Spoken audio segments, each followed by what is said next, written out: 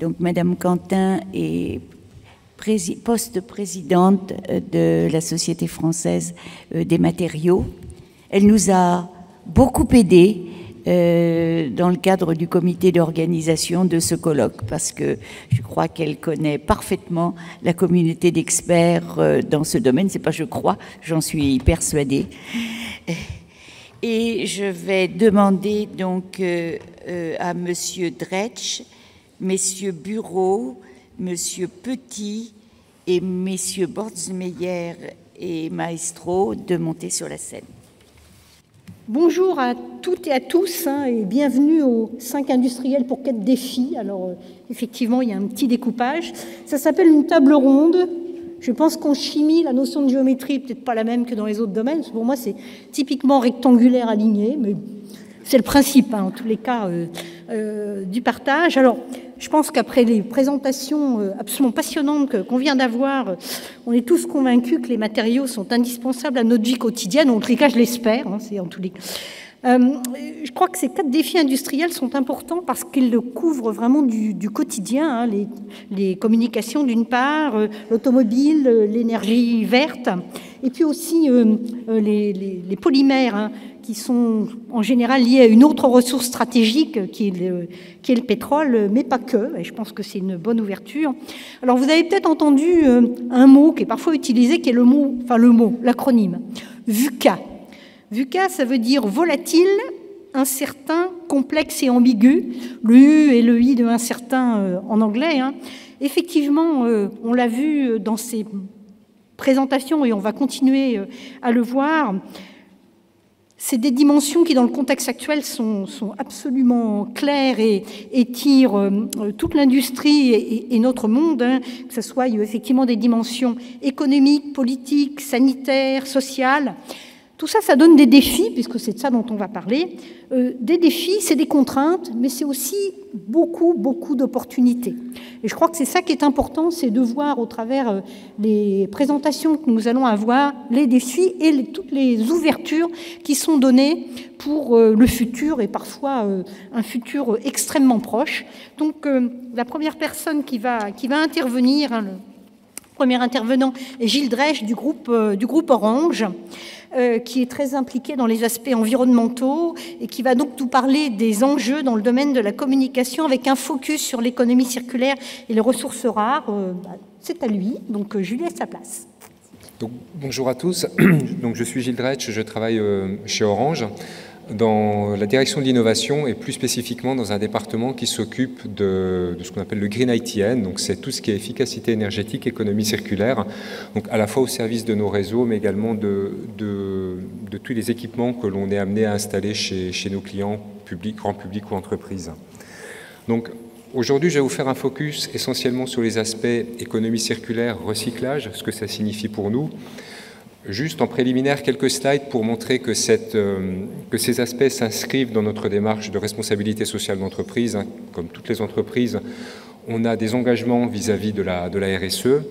Donc, le principal, je dirais, celui qui nous occupe le plus aujourd'hui, c'est la réduction des émissions de gaz à effet de serre et notamment le CO2. Ça se fait aussi au travers d'un recours accru aux énergies renouvelables. On est un gros consommateur d'électricité, notamment sur notre réseau. Et l'amplification du programme d'économie circulaire, et je rajouterais même d'éco-conception. Donc vous voyez qu'on a pris des engagements de réduction d'émissions de CO2 que je vais détailler un petit peu, et pareil sur nos émissions également indirectes, puisqu'il y a une notion qui est importante. Alors, elle est un peu plus liée, je dirais, au carbone, mais on verra quand même le lien après avec l'économie circulaire. Alors, je ne sais pas si vous êtes familier de cette notion de scope. Elle est de plus en plus utilisée pour décrire les émissions de gaz à effet de serre des entreprises. Elle se décompose en 3 parties essentiellement. Le scope 1, c'est les émissions directes. Donc, nous, c'est les émissions de gaz à effet de serre dans nos bâtiments, notre flotte de véhicules thermiques. Le scope 2, c'est l'indirect, mais on le maîtrise quand même un petit peu. C'est tout ce qui est lié aux émissions de CO2 de l'électricité qu'on consomme essentiellement, avec des mix carbonés qui sont assez différents. On est opérateur dans différents pays en Europe et en Afrique, au Moyen-Orient. On a des mix très carbonés qui sont exprimés en grammes de CO2 par kilowattheure. En France, c'est très différent de la Pologne, qui a un mix beaucoup plus carboné, ou encore de l'Afrique. Et le scope 3, c'est tout le reste. Et le scope 3, ce sont toutes les autres émissions, donc ce sont toutes les émissions indirectes. Donc elles concernent à la fois les émissions de CO2 qui sont liées aux équipements qu'on achète, à la fois pour installer sur notre réseau, pour vendre à nos clients. Donc ça peut aller très loin, hein.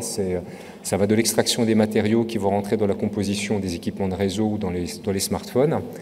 Et l'autre partie, c'est la partie aval, donc qui concerne davantage, je dirais, l'usage de ces équipements chez nos clients notamment, et aussi la phase de fin de vie, la phase recyclage, la phase de traitement de ce qu'on appelle, nous, essentiellement les D3E, donc qui sont les déchets d'équipements électriques et électroniques. Et là, on verra en fait que l'économie circulaire est quand même très concernée par ce scope 3.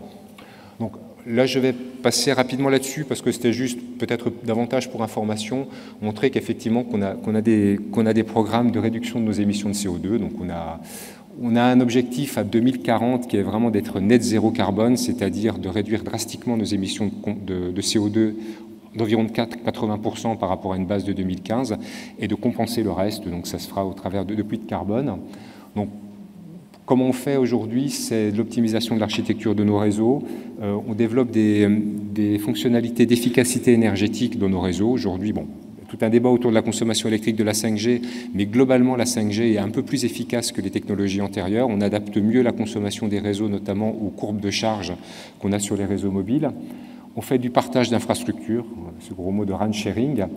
Et en fait, on décommissionne, c'est-à-dire qu'on sort du réseau aussi les anciennes technologies qui étaient généralement davantage consommatrices d'électricité. Donc là, en gros, à fonctionnalité équivalente, la 2G consommait plus que la 3G, qui consommait plus que la 4G, qui consommait plus que la 5G. Voilà. Donc après, on a un aspect important aussi, et on le voit par rapport à ce qui a été expliqué, notamment sur les éoliennes, avec la présence ou dans les panneaux photovoltaïques, la présence de ressources rares. Donc ce qu'on essaye, c'est d'augmenter en fait notre mix d'énergie renouvelable. Donc ça se fait au travers de... Bon, il y a différents moyens de le faire. Hein. Il y a des manières de solariser les sites, notamment dans les zones qui sont dans nos filiales en zone Afrique ou au Moyen-Orient. On a aussi pas mal recours à ce qu'on appelle les PPA, donc ce sont des Power Purchase Agreements qui nous permettent d'acheter sur une certaine période de l'énergie, de l'électricité à un certain prix et avec des garanties d'origine renouvelables. Surtout dans le contexte actuel, ce sont les PPA, je ne sais pas si vous êtes familier de cette notion, mais ce sont des contrats qui sont très convoités par toutes les entreprises, surtout dans le contexte actuel. Et sur l'économie circulaire, donc effectivement, on a toute une démarche de recyclage, d'éco-conception.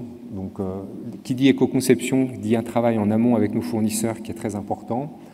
Donc, on essaie de travailler avec nos fournisseurs pour que, par exemple, les produits soient mieux éco-conçus, que ce soit les téléphones portables, que ce soit les Livebox aussi. Des choses très bêtes, hein, que les cartes électroniques se dévissent rapidement et facilement pour le refurbishment, puisque ce sont des équipements qui sont souvent reconditionnés. On est un membre fondateur de l'initiative Eco-Rating. Alors l'Eco-Rating, c'est une sorte de scoring que l'on donne à nos téléphones portables. Par rapport, il y a 12 industriels, 12 fournisseurs aujourd'hui avec qui on travaille, avec d'autres opérateurs aussi. Donc c'est en termes de recyclabilité, de durabilité, d'exposition aussi aux métaux rares. Donc on a un programme effectivement aussi dans différents pays de reconditionnement. Donc on essaye de favoriser l'accès aux terminaux reconditionnés. Des ateliers de réparation, c'est aussi des choses qui se développent dans un certain nombre de pays où on est présent, notamment en France, en Belgique ou en Pologne. Donc je vous disais aussi qu'il y avait toute cette partie sur le scope 3. Donc effectivement, notre scope 3, c'est-à-dire nos émissions indirectes, sont souvent les émissions directes de nos fournisseurs, qui eux-mêmes ont pris des engagements sur leur scope 2, comme on a pu le voir pour Orange. Donc c'est vraiment des choses qu'on essaie de faire en sorte d'être gagnant-gagnant. Et ce qu'on appelle la JAC, c'est la Joint Alliance for CSR. C'est un consortium d'opérateurs. Alors il y a à peu près tous les grands opérateurs qui sont présents, qui sont nos concurrents. Hein, ça va de DT, de Vodafone, d'AT&T, de NTT. Et on essaye notamment d'avoir des exigences communes et pas contradictoires vis-à-vis de nos fournisseurs dans ces domaines-là. Et on essaye aussi d'acheter des équipements reconditionnés dans nos appels d'offres. Alors aujourd'hui, justement, petit focus très rapide sur l'empreinte carbone. Vous voyez que pour un opérateur comme Orange, c'est quand même plus de 80% environ, c'est ce scope 3. Donc c'est ce qu'on maîtrise finalement moins, mais avec lequel on essaie d'avoir une influence sur nos fournisseurs, qui est très important aujourd'hui, les autres scopes étant plus limités. Voilà, donc là c'était juste un petit peu aussi, vous voyez, en proportion, donc par rapport à ces différents scopes que j'ai décrits, vous voyez un petit peu c'est une manière différente et un peu plus détaillée de les représenter. Donc vous voyez qu'effectivement les scopes 1 et 2, c'est l'électricité et les émissions directes. Après on a tout ce qui est dans le scope 3, donc tout ce qu'on achète. Quand on parle de services aussi, on compte aussi dedans tout ce qu'on fait en termes d'intervention sur nos réseaux. Donc après la phase de fabrication, donc de tous les équipements qu'on achète, la phase d'usage, et les petits traits un petit peu qu'on n'a pas forcément détaillés, c'est tout ce qui concerne le recyclage par exemple, qui est très important d'un point de vue environnemental, mais qui ne représente pas tant que ça en termes d'émissions de CO2 aujourd'hui. Voilà, ça, je ne vais pas trop rentrer dans le détail, c'était juste pour information quelques types d'équipements qu'on peut rencontrer dans notre domaine. Donc, aujourd'hui, en termes de recyclage, on essaye quand même de passer vers un modèle plus circulaire. Autrefois, le modèle était très linéaire. Bon, on extrayait des ressources, on élaborait des équipements, on fabriquait des équipements qui étaient utilisés, qui étaient sortis du réseau, qui étaient abandonnés par les clients. Et après, on en recyclait ce qu'on en pouvait, souvent pas toujours très très bien. Bon, alors, quand même notamment en Union européenne, avec les directives des 3E, il y a quand même beaucoup d'efforts qui ont été faits depuis un certain nombre d'années aujourd'hui. Mais là, on essaie quand même de passer vers ce modèle plus linéaire, avec différentes phases, qu'on essaie vraiment de reconditionner les équipements quand c'est possible, de faire aussi des extractions pour des pièces détachées, notamment dans les équipements réseau. Et puis au bout du processus, il y a quand même des équipements qui vont être recyclés. Et on essaie de faire de la valorisation matière, notamment avec les partenaires qu'on a. Voilà. Donc là, c'était juste une matrice de matérialité RSE très très large. Donc vous voyez, en fait, il y a à la fois les aspects sociétaux, les aspects économie circulaire, les aspects environnementaux. Et vous voyez quand même que au niveau de l'épuisement des ressources, en termes d'impact pour Orange et d'importance pour nos parties prenantes, l'épuisement des ressources est quand même assez bien positionné comme un sujet d'importance. Alors bon, voilà, ce slide a déjà été monté, je crois, 3 fois, donc je ne vais pas m'étendre dessus. Alors, comment on fait finalement? Un peu plus dans le détail, on a vraiment une démarche qu'on essaye de mener, c'est ce qu'on appelle l'analyse du cycle de vie. C'est-à-dire qu'on essaye d'évaluer les matières premières avec une méthode qui permette de déterminer les matériaux critiques qu'on a dans les équipements. Donc on a un indicateur qui s'appelle l'Abiotic Resource Depletion. Tout ça, ça nécessite quand même une collaboration assez étroite avec nos fournisseurs qui doivent aussi jouer le jeu. On est très impliqué dans des travaux parce que ce qui est important aussi, c'est qu'on normalise ces méthodologies d'ACV. Donc il y a un organisme qui est une émanation des Nations Unies qui s'appelle l'UIT, donc l'Union internationale des télécoms, et qui a défini. On a participé notamment Orange à la définition d'un certain nombre de normes, dont un indicateur de circularité que je vais vous présenter un petit peu plus après. On essaye de travailler davantage avec nos fournisseurs pour envisager aussi la substitution quand c'est possible. Alors, on n'est pas des spécialistes des matériaux, on est des utilisateurs de matériaux, donc on essaye avec d'autres opérateurs d'influencer là-dessus, mais c'est avant tout les fabricants qui connaissent aussi leur processus industriel. Et on a des nouveaux enjeux aussi. Je vous ai parlé des équipements télécoms, mais on a des enjeux aujourd'hui aussi sur les batteries. On utilise beaucoup de batteries en fait en source d'énergie de secours sur nos sites radio. Et avec la crise énergétique actuelle, on travaille de plus en plus sur des stratégies d'effacement où finalement ce ne serait pas du secours, mais ce serait si on nous demande de nous effacer sur notre réseau pendant quelques heures ou quelques minutes par jour, le recours à ces batteries pourrait être important, et notamment pour les batteries lithium-ion, qui sont une technologie qui un peu nouvelle dans le domaine des télécoms, mais dont le développement est quand même évidemment beaucoup poussé par les véhicules électriques aujourd'hui. Voilà. Donc là, je ne suis pas un spécialiste des matériaux, c'est plutôt des télécoms, mais là, c'est juste ce qui avait été issu d'ACV, auquel je n'ai pas participé, donc je reprends un peu ces chiffres de manière brute. Donc vous voyez un petit peu quand même les 5 matériaux qui représentent 95% apparemment de l'impact par rapport à cet indicateur ARD. Donc on retrouve l'or, l'étain, le cuivre, le molybdène, donc qui sont présents effectivement dans un certain nombre d'applications. Donc l'or qui est bien connu, hein, on en a dans les cartes électroniques, à tel point qu'on peut parler presque de mine urbaine, parce que quand on concasse des cartes électroniques, on arrive à des concentrations, je crois, en métaux précieux qui peuvent être à... je parle sous le contrôle des spécialistes des mines qui sont ici, mais qui peuvent être à des concentrations de 40 à 50 fois supérieures à celles des mines primaires, qui en plus deviennent de plus en plus difficiles d'accès aujourd'hui. Alors, juste quelques petits points là, sur cette méthode liée aux ACV. Donc, je vous ai parlé effectivement des travaux qui ont été faits à l'ITU, qui est sans doute le plus important. Alors, il y a l'ETSI aussi. L'ETSI est un European Telecommunication Standard Institute, donc c'est un institut européen qui est basé à Sophia Antipolis et qui publie des normes aussi dans le domaine des télécommunications. Alors, ils sont assez impliqués dans tout ce qui est efficacité énergétique, développement durable, indicateurs aussi pour les équipements réseau du domaine des télécoms, où on a aujourd'hui des indices de performance qui sont assez proches de ceux que vous trouvez dans les équipements grand public, où vous avez les classes de couleurs, vous savez, sur les machines à laver, par exemple. Donc on essaie de faire la même chose sur les data centers et sur les équipements électroniques. La Commission européenne aussi est très impliquée là-dessus. Donc en fait, là, quand on essaye de faire cette cartographie de matériaux critiques, on essaye quand même de voir l'importance économique de ces matériaux pour le groupe, par rapport aux équipements qu'on doit déployer sur nos réseaux ou qu'on vend à nos clients, la substituabilité, la volatilité des prix, l'évolution historique des prix. Ça a aussi été montré hein, qu'il y a parfois le recyclage peut basculer par rapport, l'intérêt du recyclage peut basculer par rapport à l'intérêt d'exploiter une mine en fonction du prix, leur taux de recyclage et la concentration géographique des dépôts. Donc, alors, les intervenants précédents ont montré aussi le petit éclaté d'un smartphone. Donc là, on le voit, hein, je ne vais pas redétailler non plus. Effectivement, on voit qu'il y a de l'indium dans l'écran tactile. Je crois que même qu'il y a du néodyme dans l'aimant du vibreur, en fait, qui permet au téléphone de vibrer. C'est la carte électronique qui est effectivement la plus riche. Hein.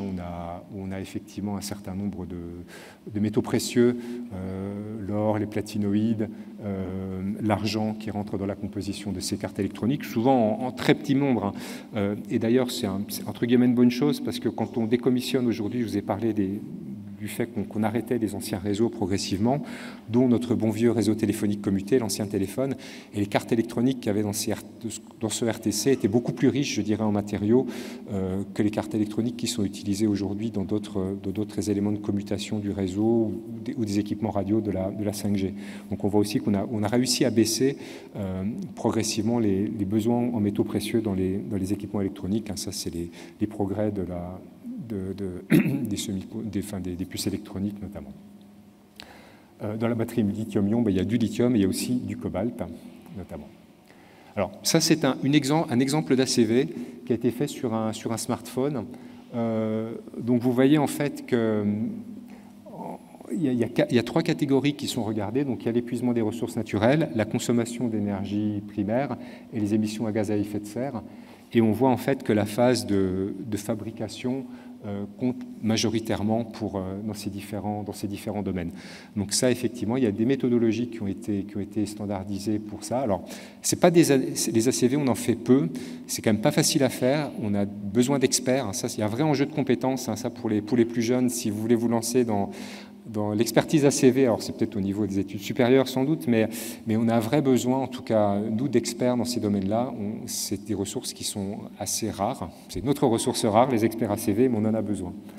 Et vous voyez en fait que voilà, il y a l'impact du transport en avion aussi coûte, en impact CO2 en énergie, parce que beaucoup sont fabriqués en Asie aujourd'hui. Voilà, donc ça c'est un exemple d'ACV où on peut regarder les différents domaines. Bon, ça, je vais passer là-dessus, c'était un petit peu plus...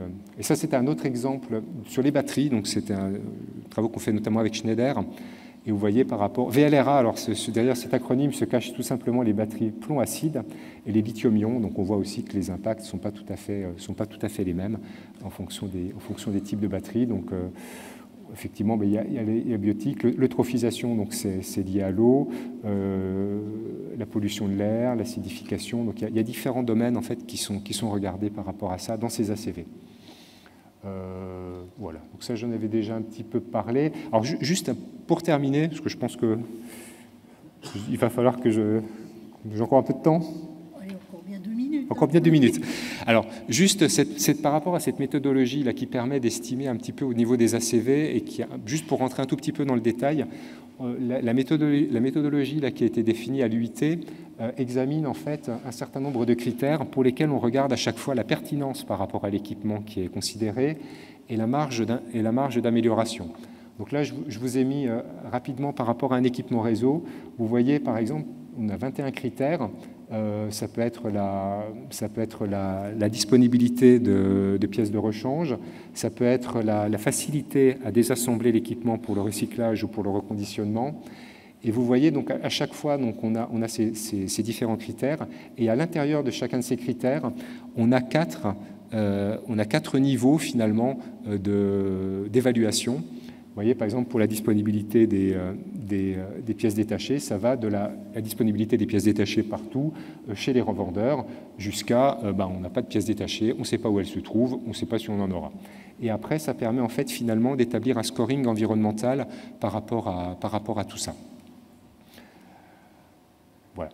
Donc c'est une idée. Alors ça, c'était quelques chiffres que j'avais remis sur le recyclage et le reconditionnement. Et en fait, effectivement, nous, l'important, c'est vraiment le recyclage des D3E. Donc, je ne sais pas s'il me reste encore un peu de temps pour parler des D3E ou il faut que... Allez, 1 minute. Allez-y, 1 minute. Oui, alors, les D3E, donc, c'est des équipements, des déchets d'équipements électriques et électroniques. Donc, j'ai passé assez rapidement sur quelques slides. Donc, c'est effectivement, ce sont des filières, ce qu'on appelle à REP, à responsabilité élargie du producteur en France et dans la plupart des pays européens, parce que c'est encadré par la directive européenne. Donc, nous, notre enjeu, c'est vraiment de bien collecter et après pour bien recycler aussi. Alors, cette directive des 3E qui est une filière donc à responsabilité élargie du producteur. Donc, dans la plupart des pays, vous avez des intermédiaires qui s'appellent des éco-organismes. Vous avez des éco-organismes d'ailleurs dans tous les domaines. Vous en avez dans les pneus, dans les batteries, dans le textile, mais qui en fait après permettent de transférer cette REP, qui est la responsabilité du metteur sur le marché. Généralement, c'est pas Orange, mais ça peut arriver, et qui après organise finalement les filières de recyclage pour récupérer donc les matériaux notamment. Et in fine, ça aboutit, je vous ai parlé tout à l'heure des concentrations de métaux dans les déchets d'équipements électriques et électroniques, et ça aboutit chez des affineurs qui, par hydrométallurgie ou pyrométallurgie, arrivent à récupérer l'or, l'argent, les platines, qui sont quand même les éléments qui permettent de financer un peu la filière aujourd'hui. Voilà. Et un dernier truc, donc par rapport aux substances, alors là on sort un petit peu des métaux rares, mais c'est que nous on est aussi très lié à la directive ROHS, qui s'appelle Restriction of Hazardous Substances, qui est très liée au domaine TIC. Et vous voyez en fait qu'on doit limiter la concentration ou la présence d'un certain nombre de métaux ou de composés dans nos équipements électroniques.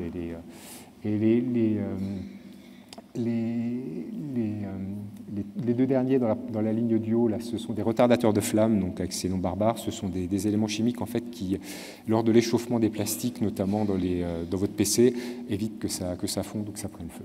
Voilà. Et il y a aussi une articulation avec le règlement REACH aussi, qui est beaucoup plus large par rapport à tout ça.